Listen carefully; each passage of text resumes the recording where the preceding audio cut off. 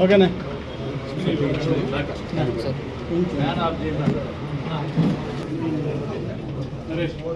నరేష్ బండి రామేశ్వరి డైమండ్ కొంచెం ఎన్నుకోండి డైమండ్ కొద్ది ఫ్రేమ్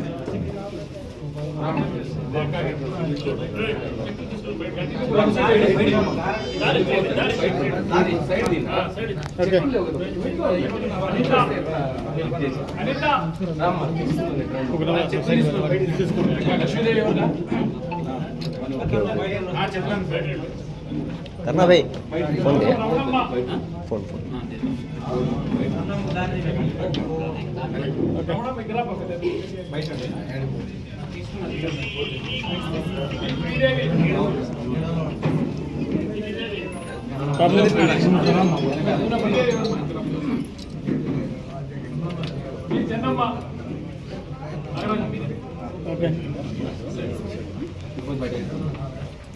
అందరూ బయట పెట్టాము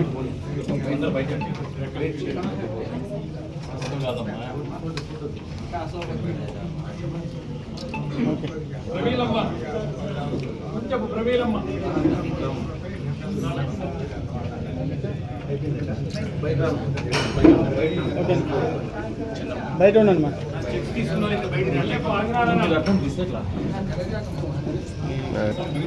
ఓకేనా ఓకేనా ఓకేనా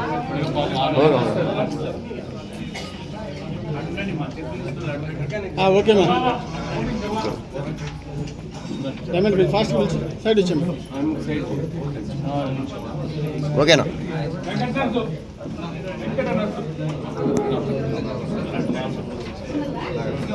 ఓకేనా బయట ఉన్నాను ఒకటి పంపించే okay okay okay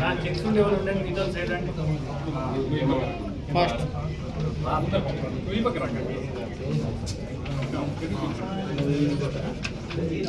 okay okay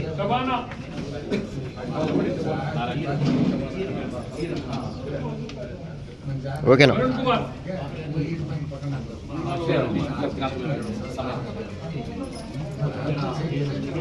ఓకేనా వచ్చేయండి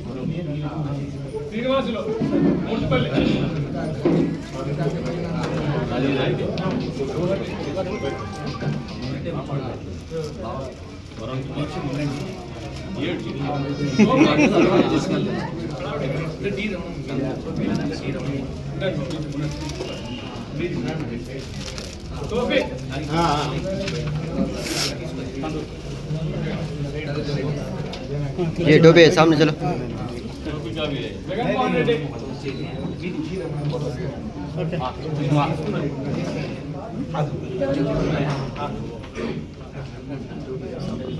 ఓకే ఓకే ఓకేనా ఫాస్ట్ తిరిగాడు ఓకే వచ్చేనా డైమండ్ బయట పంపించింది నిలబెట్టుకో ఓకే ఓకే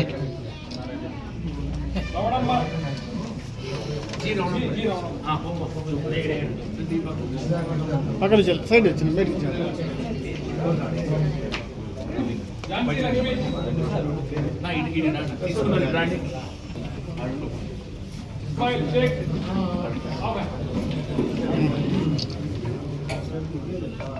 ఓకేనా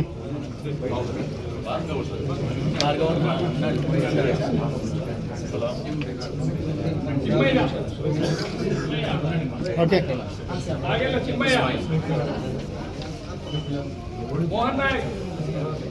ఓకేనా ఓకే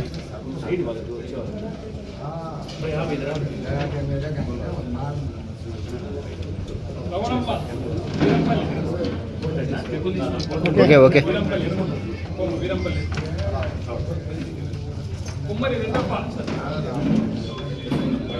ఓకేనా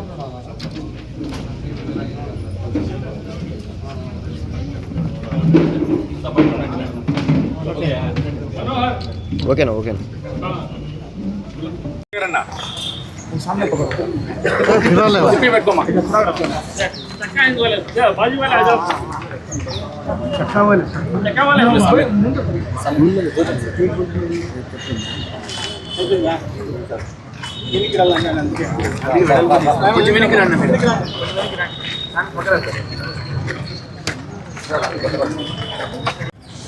రోజున కూటమి ప్రభుత్వం ముఖ్యమంత్రి చంద్రబాబు నాయుడు గారి నాయకత్వంలో ప్రజల ఆరోగ్యం గురించి కానీ విద్య గురించి కానీ ప్రత్యేకమైనటువంటి చొరవ చూపిస్తున్నటువంటి పరిస్థితి నారా లోకేష్ గారు మొన్న మెగా డిఎస్సి ఇచ్చినటువంటి సందర్భంగా కూడా మనం గమనించినాం. అంతే స్థాయిలో ప్రతి నెల కూడా దాదాపు ప్రతి నియోజకవర్గంలో కూడా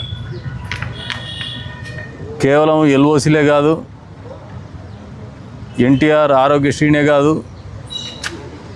ఇంకా ఎన్టీఆర్ ఉచిత వైద్య సేవలు కూడా పెద్ద ఎత్తున 25 లక్షల వరకు ఉచితంగా సేవలు అందించేటువంటి పరిస్థితులే కాదు, ఇంకా ఎక్కడైనా కూడా ఎన్టీఆర్ ఆరోగ్యశ్రీ కింద కవర్ కానటువంటి వైద్యం కానీ అటువంటి రోగాలకు చికిత్స కానీ మధ్యతరగతి దిగువ మధ్యతరగతి పేద కుటుంబాలు ఖర్చు పెట్టుకోలేనటువంటి పరిస్థితుల్లో పెద్ద ఎత్తున వాళ్ళకి ముఖ్యమంత్రి సహాయ నిధి ద్వారా చేయూతనిచ్చేటువంటి కార్యక్రమం భారతదేశ రాజకీయ చరిత్రలోనే ఏ రాష్ట్రంలో కూడా ఏ ముఖ్యమంత్రి కూడా చేయనటువంటి స్థాయిలో చేస్తున్నటువంటి వాస్తవ పరిస్థితులు మన కళ్ళ ముందు కనపడతాయి.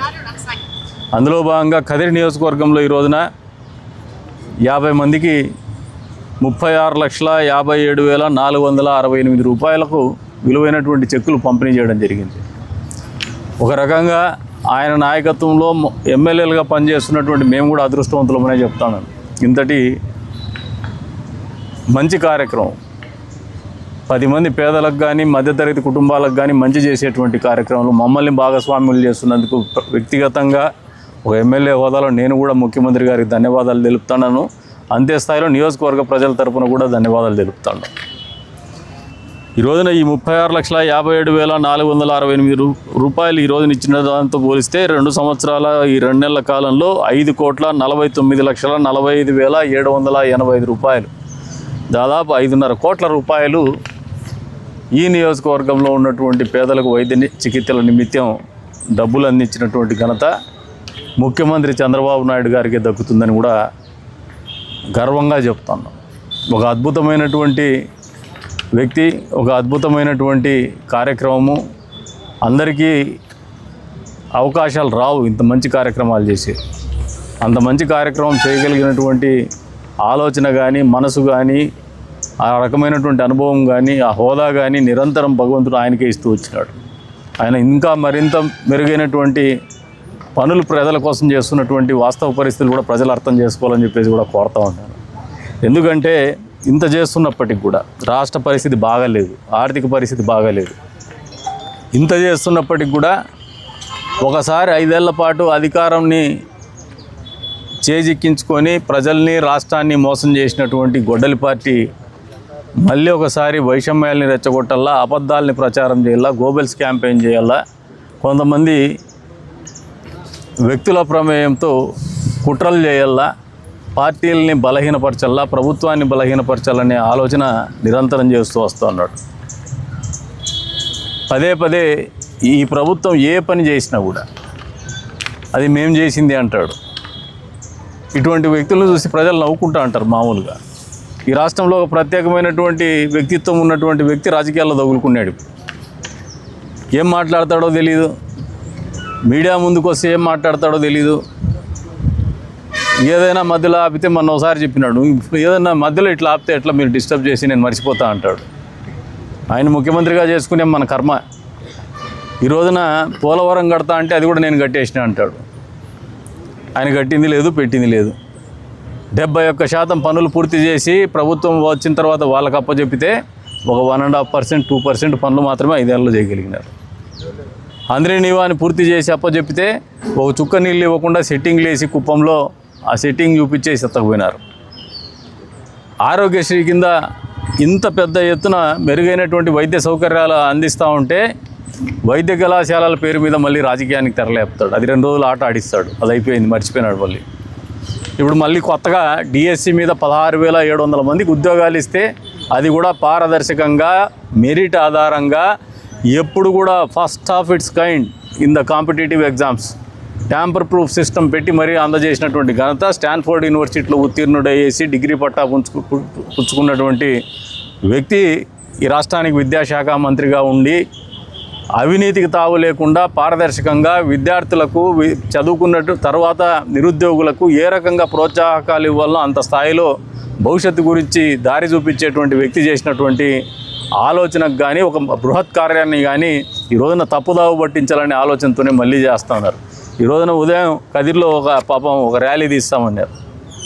సాక్షి టీవీలో ఏమో పోలీసులు అడ్డుకుంటున్నారంటే నేనే డిఎస్పీ గారికి ఫోన్ చేసాను. వాళ్ళని వదిలేసేయండి సార్, ఎందుకు అడ్డుకుంటారు, వాళ్ళ శక్తి ఏందో చూపించేసేయండి, ప్రజలు నిర్ణయించుకొనియండి అని చెప్పేసి తర్వాత వాళ్ళు ర్యాలీ చేసుకున్నారు. అంటే మంచి చేస్తే ర్యాలీలు తీస్తారు. ఒకవేళ ఆ మంచి పూర్తి అయిపోయేసి భోగాపురం విమానాశ్రయం పూర్తి అయిపోతే క్రెడిట్ చోరీ చేస్తానని చంద్రబాబు అంటారు. మరి ఆ క్రెడిట్ చోరీ ఎందుకు అమరావతి విషయంలో మాట్లాడలేకపోతున్నాడు, రాజధాని విషయంలో మాట్లాడలేకపోతున్నాడు. ఎవరినయా పరామర్శించి పోయే రాజకీయాలు చేస్తామంటే గంజాయి బ్యాచ్ని, బ్లేడ్ బ్యాచ్ని, రౌడీ షీటర్లని వీళ్ళని పరామర్శించకపోతున్నాడు. ఎంత బేవర్స్గా ఒక రౌడీ షీటర్లని వీళ్ళని పరామర్శించకపోతున్నాడు. ఎంత బేవర్స్గా ఒక మాజీ ముఖ్యమంత్రి ఉన్నాడంటే నాకు తెలిసి భారతదేశ రాజకీయాల్లో ఇంత బేవర్స్గా పనిచేసినటువంటి మాజీ ముఖ్యమంత్రి, ఇంత బేవర్స్గా ఆలోచన చేయగలిగినటువంటి రాజకీయ నాయకుడు నాకు తెలిసి చరిత్రలో లేడు ఇంతవరకు. ఇంకా భవిష్యత్తు కూడా రాడనుకుంటున్నాయి. ఇంకా ఏ నమ్మకంతో వీళ్ళు పాపం ర్యాలీలు చేస్తున్నారో, దీక్షలు చేస్తున్నారో, ఉపవాస దీక్షలు, ఒక ఒంటిపూట బడి అంటారు మామూలుగా. మన ఒకరోజు భోజనం అనేది ఈరోజు కొత్తగా మామూలుగా డైట్ చార్ట్లో డైట్ ప్లాన్లో ఒకటి పార్ట్ అయింది. వీళ్ళు కూడా అందులో భాగస్వాములు అయినారు. పొద్దున్నే తినేసి వచ్చి మధ్యాహ్నం కూర్చొని 4 గంటలకు వెళ్ళిపోయి మళ్ళీ తినేకి, దానికి కూడా రారు.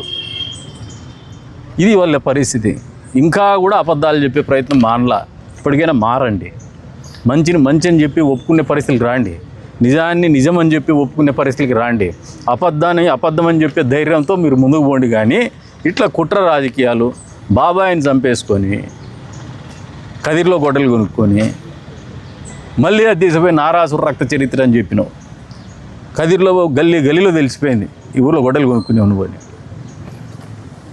రాష్ట్రంలో మొత్తం అందరికీ తెలిసిపోయింది నీది గొడ్డలి పార్టీ అని. ఈ రోజున సిబిఐ గురించి మాట్లాడుతున్నాడు సిగ్గు లేకుండా. మీకు ఒకటే ప్రశ్నిస్తాను, పరిటాల రవి హత్య చేస్తేనేమో సిబిఐ ఎంక్వైరీ మీ ఇంటికి పిలిపించుకుంటావు మీ నాయన ముఖ్యమంత్రి హోదాలో. అదే సిబిఐ ఎంక్వైరీ మీ బాబాయిని చంపిండే కేసులో వస్తే నీ తమ్ముడిని అవినాష్ రెడ్డిని అరెస్ట్ కాకుండా కర్నూలులో నీ ముఖ్యమంత్రి పదవిని అడ్డం పెట్టుకొని, అధికారాన్ని అడ్డం పెట్టుకొని కాపాడుకుంటావు. ఈ రోజున సిబిఐ ఎంక్వైరీలో నువ్వు దాదాపు ఈడీ కేసుల్లో, సిబిఐ కేసుల్లో దాదాపు 31 కేసుల్లో ఉండవు. సిబిఐ మీద నమ్మకం ఉంటే మరి సిబిఐ నిష్పక్షపాతంగా విచారణ చేస్తుందని నమ్మకం ఏమాత్రం ఉన్నా నీ కేసుల్లో ఎక్స్పెడిషియస్గా నాకు జడ్జిమెంట్ ఇండని కోర్టులో వేయబా. జగన్మోహన్ రెడ్డి కోర్టులకు పోయేసి ఫస్ట్ నువ్వు వేసుకో. సిబిఐ కేసుల్లో నాకు నమ్మకం ఉంది, సిబిఐ మీద నమ్మకం ఉంది, నా కేసులను త్వరితగతిన పూర్తి చేసి జడ్జిమెంట్ ఇచ్చేయమని చెప్పేసి కోర్టులను అడుగు. ఎందుకు మరి ముందుకు పోలేకపోతున్నావు? ఎప్పుడు డిశ్చార్జ్ పిటిషన్లు వేసుకొని కేసు ట్రయల్ కూడా పోకుండా అడ్డుకుంటున్నావు.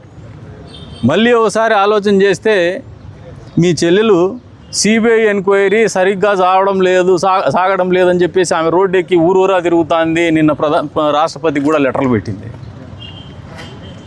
నీకు చెల్లించడం లేదా? అప్పుడు సిబిఐ గురించి నమ్మకం ఉండడం లేదా? ఎందుకు ఈ ద్వంద్వ ప్రమాణాలు? ఎవరిని మోసం చేయదలుచుకున్నావు? ఎవరిని ప్రజలను అడ్డం పెట్టి ప్రజల్ని మళ్ళీ అబద్ధాలు చెప్పి మోసం చేయదలుచుకున్నావు? నీకు సిబిఐ మీద ఎంక్వైరీ కావాలనుకో, మొదటిగా నువ్వు సిబిఐ గురించి నీకున్నటువంటి ఒపీనియన్ ఏందో ప్రజలకు తెలియజెప్పు.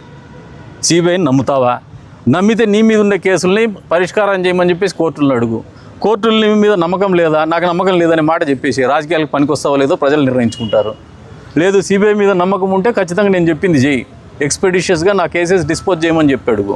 అంతే స్థాయిలో మీ చెల్లెలు అడుగుతుంది, నీ తోడబుట్టిన చెల్లెలు అడుగుతుంది, నీకు వేలు విడిచిన చెల్లెలు అడుగుతుంది.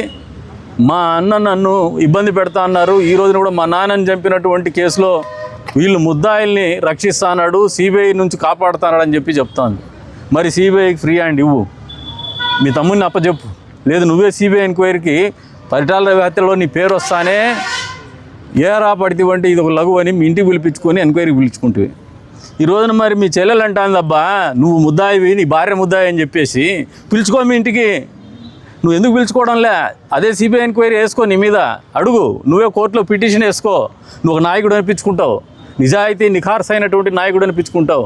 అట్లా పనులు ఇడిచిపెట్టేసి అడ్డగోలు వ్యవహారంగా నిరుద్యోగ యువతకి జాబ్ క్యాలెండర్ ఇస్తా అని 1వ తారీఖు సాక్షి క్యాలెండర్ చేతిలో పెడుతుంది.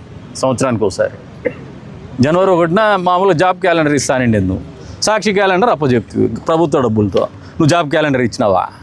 సాక్షి క్యాలెండర్ గెత్తి వాళ్ళకి ఈరోజు అది కూడా తీసుకోవడంలే. ఎందుకంటే నీ గవర్నమెంట్ లేదు, నువ్వు డబ్బులు కట్టవు కాబట్టి, వాళ్ళు డబ్బులు ఇచ్చి కొనుక్కోరు కాబట్టి.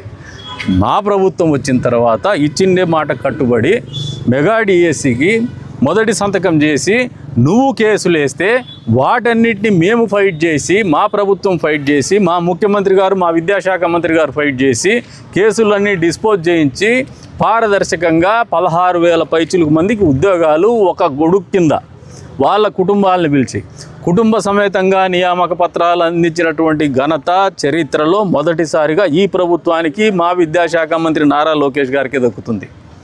నువ్వు ఆదమర్చినావో లేదా ఆ రోజు నుంచి మరి ఇప్పటివరకు ఏం చేస్తానో మాకు తెలియదు. ఇది జరిగి దాదాపు 8-10 నెలలు అవుతుంది. ఉంటా నీకు గుర్తుకొస్తాయి ఇట్లాంటివి. మీ పార్టీ వాళ్ళు తిడతాన్నారయ్యా, ఏంది ఆయనకి ఏమైనా మెంటల్ ఎక్కింది అని, ఏంది మా కర్మ అని చెప్పేసి, ఎందుకు తగిలిస్తున్నాడు మాకు ఇవన్నీ అని చెప్పేసి మీ వాళ్ళు బాధపడుతున్నారు. అవన్నా కనుక్కో, మీ వాళ్ళ మనసు ఎరుగు, కనీసం నీ పార్టీ అన్నా నిలబడుతుందేమో, భవిష్యత్తు ఎట్లన్నా వండుకొని.